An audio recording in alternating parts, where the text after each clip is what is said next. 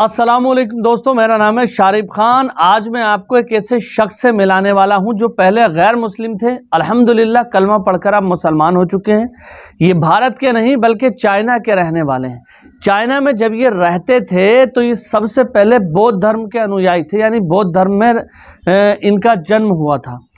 बौद्ध धर्म में रहने के बाद इनके मन के अंदर कुछ खाली खाली सा फील हुआ और इन्होंने सच की तलाश में अपना जो है धर्म चेंज कर लिया और ये ईसाई धर्म में चले गए। कुछ समय ईसाई धर्म के अंदर रहे। ईसाई धर्म में रहने के बाद फिर भी इनका जो खालीपन था वो फुलफिल नहीं हो पाया, नहीं भर पाया। जो जहनी मानसिक जो सुकून होता है ना, वो इनको मिल नहीं पाया।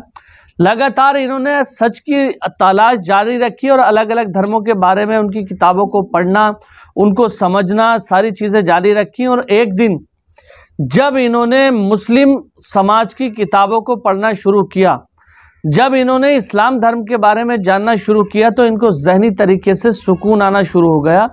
अल्हम्दुलिल्लाह ये कलमा पढ़कर मुसलमान हो गए। मैं इन्हीं की वीडियो आपको दिखाने वाला हूँ। इनकी वीडियो देखना ही अपनी ज़िंदगी की पूरी कहानी आपको खुद बता रहे हैं और हिंदी भाषा के अंदर वीडियो है, समझ में आपकी पूरी आएगी।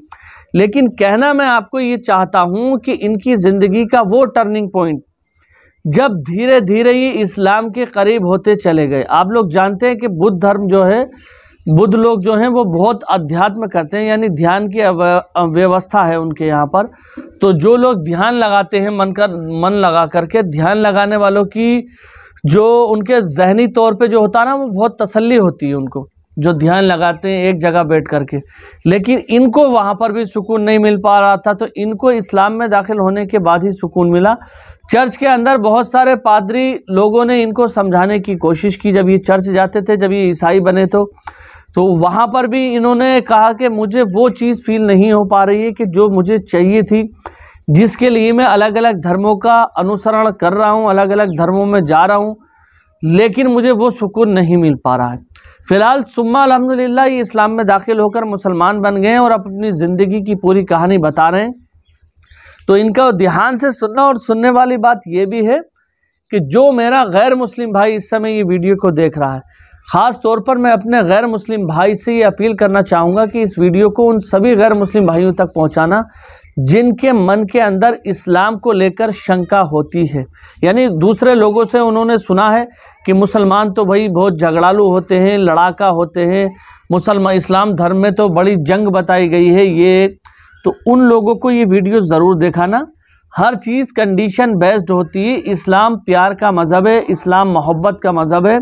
दुनिया के अंदर शांति की व्यवस्था को बनाए रखने का नाम इस्लाम है। तो इस वीडियो को ध्यान से देखें और तमाम गैर मुस्लिम भाइयों को और मुसलमान भाइयों को भी देखें। हुसैन जी, वालेकुम अस्सलाम वरहमतुल्लाहि वबरकातुहू। तो मैं अपने सवालों की शुरुआत ये पूछकर करना चाहता हूँ कि शेख हुसैन ये कौन है? क्या आप हमें अपने जीवन के बारे में संक्षेप में बता सकते हैं? जब मैंने इस्लाम कबूल किया तो मेरा नाम रखा गया मोहम्मद हुसैन यी। मैं एक चाइनीज हूँ। मेरे जीवन की शुरुआत ऐसे हुई कि मेरा जन्म एक बौद्ध परिवार में हुआ। जैसा कि आमतौर पर होता है, आप जिस परिवार में पैदा होते हैं तो आपकी परवरिश भी उसी परंपरा और आप अक्सर अपने माता पिता के रास्ते पर ही चलते हैं। मुझे आध्यात्मिक चीजें बहुत पसंद थी, इसलिए मैं मंदिर से जुड़कर सेवा करना बहुत पसंद करता था। फिर अल्हम्दुलिल्लाह अल्लाह की मर्जी से एक दिन मैं ईसाई धर्म अपनाने की ओर बढ़ा। ईसाई धर्म अपनाने के बाद, क्योंकि मेरे परिवार के कुछ सदस्य भी इसमें हैं, हमारा परिवार बहुत मिला जुला है। कोई ईसाई है, कोई बौद्ध, कोई ताओ मत का मानने वाला है और कुछ लोग फ्री थिंकर्स हैं। फिर अल्हम्दुलिल्लाह अल्लाह की मर्जी से मैं किसी ऐसी चीज की तलाश में था जो मेरे दिल को सुकून दे सके और जिसमें मैं यकीन कर सकूं। सिर्फ सुनी सुनाई बात नहीं, बल्कि कुछ ठोस, ऐसा यकीन जिसमें सबूत हो। फिर अल्हम्दुलिल्लाह अल्लाह की मर्जी से 1968 में मैंने हजरत उमर इब्न खत्ताब की जीवनी पढ़ी और उसके बाद मैं मुसलमान बन गया। और इस तरह मैंने 1968 से मुस्लिम के रूप में अपना जीवन शुरू किया। तो जब आप बौद्ध धर्म का पालन कर रहे थे, तब आपका जीवन आस्था के मामले में कैसा था? आप किस पर विश्वास कर रहे थे? जाहिर है, एक बौद्ध के रूप में आप गौतम बुद्ध की शिक्षा पर विश्वास करते हैं, उनके मूल्यों और आध्यात्मिक मार्गदर्शन पर यकीन रखते हैं। सबसे अहम बात जो वो सभी को समझाने की कोशिश कर रहे थे कि दुख एक हकीकत है। तो क्या वो आखिरत में विश्वास करते थे? क्या उन्होंने आखिरत की शिक्षा दी, या वो एक ईश्वर में आस्था रखते थे? मुसलमान बनने के बाद मुझे ऐसा एहसास हुआ कि वो जानते थे, इसलिए वो प्रार्थना करते थे, वो सजदा भी करते थे। उनकी प्रार्थना में आप एक गहराई देख सकते हैं। जब आप सुख और दुख की बात को देखते हैं तो आप समझते हैं कि अल्लाह ने क्या कहा है। वलक़द बअसना फ़ी कुल्ली उम्मतिन रसूला। मेरा मानना है कि अल्लाह ने फरमाया, निश्चित ही हमने हर कौम की तरफ एक रसूल भेजा। कुरान में 25 नबियों का उल्लेख हुआ है, लेकिन बहुत से नाम कुरान में उल्लेख नहीं हुए। मैं नहीं जानता, लेकिन मुझे महसूस होता है कि शायद वो भी उन्हीं में से थे, क्योंकि उन्होंने कभी नहीं कहा कि लोग उनकी पूजा करें। उन्होंने कभी ये नहीं कहा कि कोई ईश्वर नहीं है, बल्कि वो खुद सजदा करते थे। वो हमेशा किसी अदृश्य ताकत से बात करते थे। बाकी उनके अनुयायी ने बाद में क्या किया, वल्लाहु अलम। ये बिल्कुल मूसा और ईसा की तरह है। ईसा ने कभी ये नहीं कहा कि वो ईश्वर हैं या ईश्वर के बेटे हैं। अब उनके अनुयायी कहते हैं कि वो ईश्वर हैं, वो पिता हैं, पवित्र पुत्र हैं और सब कुछ एक में है। ये ईसा की गलती नहीं है, ये उन लोगों की गलती है जो उनके बाद आए। लोगों ने नया धर्म बना लिया और उनका नाम इस्तेमाल किया। तो मैं पर्सनली फील करता हूँ कि जब से मैं मुस्लिम बना तो मैं बेहतर तरीके से समझ पाया जो गौतम बुद्ध कर रहे थे, और उन्होंने कैसे सभी को तस्कियत नफ्स की ट्रेनिंग दी कि अपनी इच्छा के गुलाम मत बने। ये दुनिया कुछ भी नहीं है। आप एक बौद्ध परिवार में पले बढ़े थे, और किस बात ने आपको अपनी आस्था पर सवाल उठाने पर मजबूर किया? वो कौन सी चीज थी जिसने आपको सवाल करने पर मजबूर किया? मेरे लिए, क्योंकि मुझे बचपन से ही आध्यात्मिक चीजें पसंद थीं। अगर कोई शैतान, भूत या फरिश्ते की बात करता तो मैं उन्हें अनुभव करना चाहता था, अगर संभव होता। अगर लोग कहते हैं कब्रिस्तान मत जाना, वहाँ भूत होते हैं, तो मैं वहाँ जाना चाहता था। हाँ, बस कुछ घंटों के लिए, अगर एक रात वहाँ सोने को मिल जाए। हमने कोशिश की, पूरी कोशिश की, जिंदगी में नए अनुभव लेने की, क्योंकि ये सब किताबों में नहीं मिलता। अब हुआ यूं कि बाद में मैंने देखा कि बहुत सी चीजें हैं जो इस धर्म में मना थी। मुझे नहीं पता वो बुद्ध की असली बात थी या नहीं, लेकिन वो जो हम मान रहे हैं उसके मुताबिक हम कोई भी मांस नहीं खा सकते, किसी भी जीव को मारना सख्त मना है, तो आपको शुद्ध शाकाहारी बनना पड़ता है। मतलब ये कि आप दुनिया से खुद को अलग कर लेते हैं। तो एक नौजवान होने के नाते मुझे लगता है कि कुछ तो कमी है इसमें, ये संतुलित नहीं लगता। मेरे लिए तर्क संगत नहीं था, लेकिन हाँ, कुछ अच्छी बातें थीं, जैसे कि इंसान को विनम्र रहना चाहिए, हम अपना तस्किया नफ्स कैसे कर सकते हैं, अपनी ख्वाहिशों के पीछे मत भागो, दुनिया से ज्यादा लगाव मत रखो, शादी के बारे में मत सोचो, बस एक अच्छा इंसान बनो। तो मुझे व्यक्तिगत तौर पर लगता कि इसमें कोई संतुलन नहीं है, इसलिए मेरे मन में शक पैदा हुआ।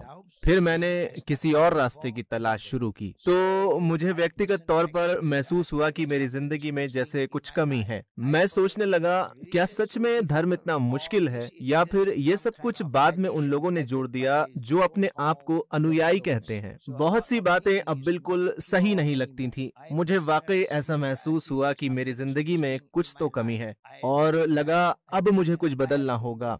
और फिर यहीं से मेरी बड़ी बहन से मेरा जुड़ाव हुआ। वो ईसाई थीं। मुझे उन्होंने इनकरेज किया कि मैं उनके साथ चर्च जाऊं, और मैंने वैसा ही किया। फिर जो मैंने देखा तो मुझे लगा कि ईसाई धर्म में एक खुलापन है। आपको लगभग कुछ भी करने की पूरी आजादी है, बहुत करने की छूट है। हालांकि असली शिक्षा में भी बहुत सी पाबंदियां हैं, लेकिन जिस तरह आजकल लोग ईसाई धर्म को मानते हैं, जैसे उसमें सब कुछ चल जाता है। जब तक आप यीशु से प्रेम करते हैं, उनको मानते हैं, वही आपके उद्धार हैं, फिर आप बच जाएंगे। ये मुझे बहुत दिलचस्प लगा, क्योंकि पहले जहां बहुत सी चीजों से मना किया जाता था, अब बहुत कुछ करने की आजादी मिल रही थी, क्योंकि मैं समर्पित रहना चाहता था। जब मैं बौद्ध था तो मैं एक समर्पित बौद्ध बनना चाहता था। जब मैं ईसाई था तो मेरी ख्वाहिश थी कि मैं एक समर्पित ईसाई बनूं। क्योंकि अगर ये सच में ईश्वर का संदेश है तो इसे अकेले अपने तक सीमित रखना सही नहीं है। मुझे अपने दोस्तों के साथ साझा करना चाहिए, और मेरे बहुत सारे दोस्त मुसलमान थे, तो मैंने चाहा कि मैं उन्हें यीशु की शिक्षा के बारे में बताऊं। लेकिन जब मैंने ये मिशन शुरू किया, उनसे बातचीत करनी शुरू की, उन्होंने मुझसे कुछ सवाल पूछे जिनसे मैं चौंक गया। वो भी यीशु में मानते हैं, मुसलमान ईसा को मानते हैं, उन्हें ईसा मसीह पर यकीन करने में कोई दिक्कत नहीं है। बस फर्क ये है कि हम उन्हें अलग तरह से मानते हैं। हम मानते हैं कि वो पिता हैं, पवित्र पुत्र हैं, ट्रिनिटी की धारणा है और इसी तरह की बातें। तो उसी वक्त मुझे महसूस हुआ कि अब मुझे और रिसर्च करनी चाहिए, इस तथाकथित सत्य धर्म के बारे में और समझने की कोशिश करनी चाहिए। अल हक, सच्चाई जानना जरूरी है, आधी सच्चाई नहीं, पूरी सच्चाई। आपकी इस्लाम की ओर की यात्रा कैसे शुरू हुई, और इस्लाम की किस बात ने आपको अत्यधिक प्रभावित किया? जब मैंने अपने दोस्तों को ईसाई धर्म के बारे में बताना शुरू किया तो उन्होंने मुझसे कुछ सवाल पूछे, मैं जवाब नहीं दे पाया। फिर मैं पादरी के पास गया और उनसे ट्रिनिटी के बारे में समझाने को कहा, यानी पवित्र पिता, पवित्र पुत्र और पवित्र आत्मा।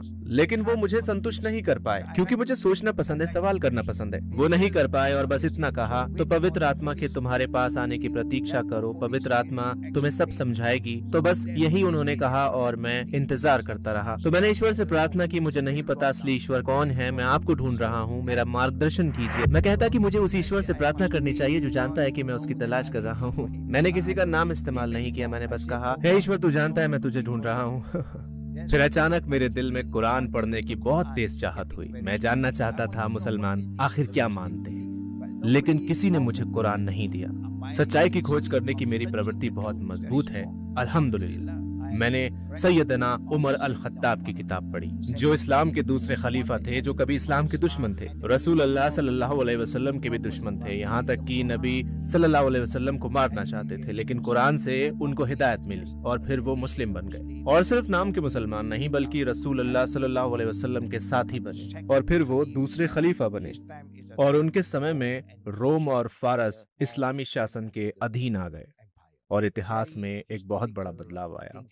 यहीं से मेरा दिल खुल गया। ये धर्म बहुत ही ताकतवर है, जो एक आदमी को पूरी तरह बदल सकता है। वो आदमी जो इस्लाम के खिलाफ था, रसूलुल्लाह सल्लल्लाहु अलैहि वसल्लम का दुश्मन था, जो नबी को मारना चाहता था, फिर कुरान के साथ, कुरान की हिदायत के जरिए वो पूरी तरह बदल गए। यही मेरी इस्लाम की यात्रा की शुरुआत थी। फिर मुझे लगा कि इस्लाम बहुत व्यवहारिक है, बहुत संतुलित है। हाँ, इसमें करो और मत करो दोनों ही बातें हैं, लेकिन मत करो वाली बातें बहुत कम है। आप नमाज पढ़ते हैं, लेकिन साथ ही मेहनत भी करनी पड़ती है। आप परिवार भी बना सकते हैं, आप लेन देन कर सकते हैं, शादी ब्याह कर सकते हैं। सब कुछ अच्छी तरह से संतुलित है। और जब मैंने इस्लाम को और गहराई से जाना तो पाया कि इस्लाम परफेक्ट है। ये आपको ए से जेड तक सब समझाता है, सब कुछ तैयार है। आपको खुद कुछ बनाना नहीं पड़ता, बस उस तरीके को अपनाना होता है। कैसे खाना है, कैसे पीना है, कैसे कपड़े पहनने हैं, कैसे बात करनी है, कैसे काम करना है, सब कुछ बहुत ही साफ तरीके से बताया गया है। अल्लाहु अकबर वलिल्लाहिल हम्द। ऐसा मैंने किसी और धर्म में कभी अनुभव नहीं किया। दूसरे धर्म में सिर्फ बातें करते हैं, लेकिन उनके पास कोई सबूत नहीं, कोई विस्तार नहीं। इस्लाम सिर्फ सुनी सुनाई बात नहीं, न सिर्फ जो अल्लाह ने कहा, बल्कि पैगम्बर को इसलिए भेजा गया ताकि वो हर चीज करके हमें दिखाए। तो वह मुख्य बात क्या थी जिसने आपको यह विश्वास दिलाया कि इस्लाम 100% सत्य है?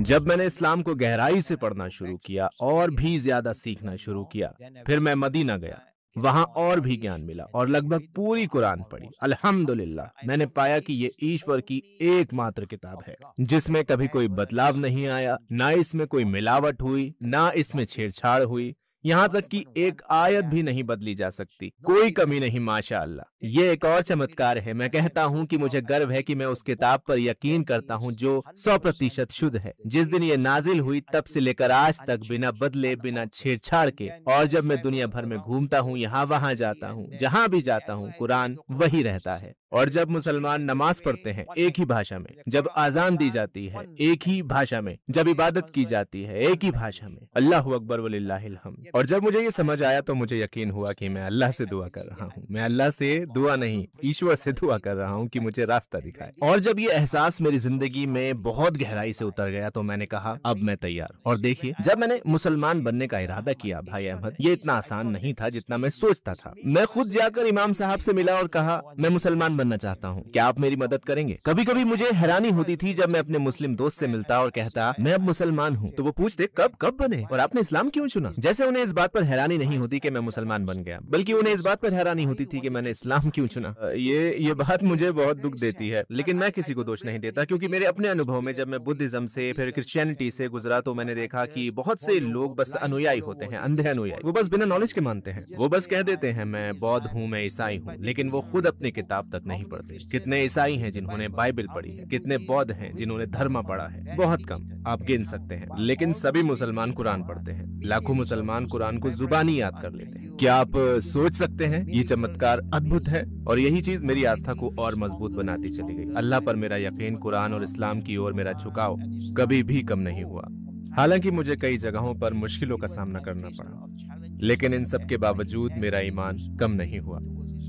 फिर मैं मस्जिद गया, इमाम साहब से मिला उन्हें अपने इरादे के बारे में बताया और जैसे ही कलमा पड़ा, अल्हम्दुलिल्लाह मैं अब मुस्लिम हूँ। लेकिन मुझे ये नहीं पता था कि अब मैं कहाँ रहूंगा, क्योंकि मैं बचपन से ही आत्मनिर्भर रहा हूँ। मैं एक आत्मनिर्भर इंसान हूँ, इसलिए मैंने इजाजत मांगी, क्या मैं मस्जिद में रह सकता हूँ, क्योंकि मैं किसी पर बोझ बनना पसंद नहीं करता। मुझे ये इसलिए पसंद था क्योंकि जब मैं छोटा था और बौद्ध था तो मैं बौद्ध मंदिर में ठहरता था। जब मैं ईसाई था तब चर्च की सेवा करता था। तो मुझे इबादत की जगहों में रहना अच्छा लगता है, क्योंकि वहाँ आप किसी को परेशान नहीं करते और अच्छे लोग ही ऐसी जगहों पर आते हैं, ऐसा मेरा मानना है। सिर्फ प्रैक्टिसिंग मुस्लिम ही मस्जिद आएंगे, सिर्फ प्रैक्टिसिंग मुस्लिम ही मस्जिद आएंगे, सिर्फ प्रैक्टिसिंग क्रिश्चियन ही चर्च जाएंगे, सिर्फ प्रैक्टिसिंग बुद्धिस्ट ही मंदिर जाएंगे, नॉन प्रैक्टिसिंग नहीं जाएंगे। इसलिए मैंने फैसला किया कि मैं 4 साल के लिए मस्जिद में ही रहूंगा। हाँ, लेकिन मैं अलग अलग मस्जिदों में रहता रहा। मैंने हिजरत की, कभी 1 हफ्ता यहाँ, कभी 2 हफ्ता वहाँ, कभी कुछ महीने किसी और मस्जिद में। अगर माहौल अच्छा लगता तो मैं वहाँ ज्यादा दिन रुक जाता।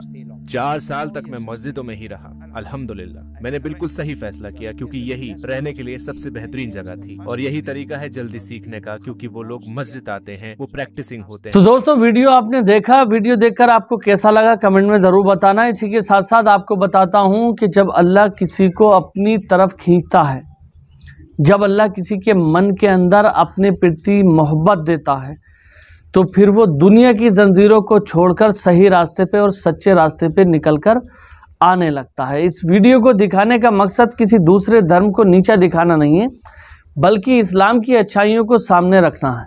हम सभी धर्मों का सम्मान करते हैं और सारे ही धर्म हमारी नज़र में सम्मानीय हैं, लेकिन मैं सिर्फ बताना ये आपको चाहता हूँ कि अल्लाह जब किसी के ऊपर रहमत बरसाता है या जब कोई सच की खोज में निकल पड़ता है, तो उसको कहीं ना कहीं कोई ना कोई ऐसा पॉइंट मिल जाता है कि जिस पर आकर उसको शांति मिल जाती है। इनको ये जो भाई चाइनीज़ भाई जिनकी मैं वीडियो दिखा रहा था आपको, इनको जो शांति का अनुसरण हुआ, इनको जो शांति प्रतीत हुई, वो इस्लाम में आकर के हुई। आप लोग जानते हैं कि इन्होंने तकरीबन कई साल बौद्ध धर्म के अंदर गुजारे और कई साल ईसाई धर्म के अंदर गुजारे। दोनों धर्मों के अंदर ये रिलीजियस थे, ऐसा नहीं है कि आम आदमी के तौर पर ये फिरा करते थे। दोनों धर्मों के अंदर ये मंदिरों के अंदर जाया करते थे। मतलब बौद्ध धर्म के अंदर जो शांति की व्यवस्था में बैठने का वो है, वहाँ पर भी आराम से किया करते थे।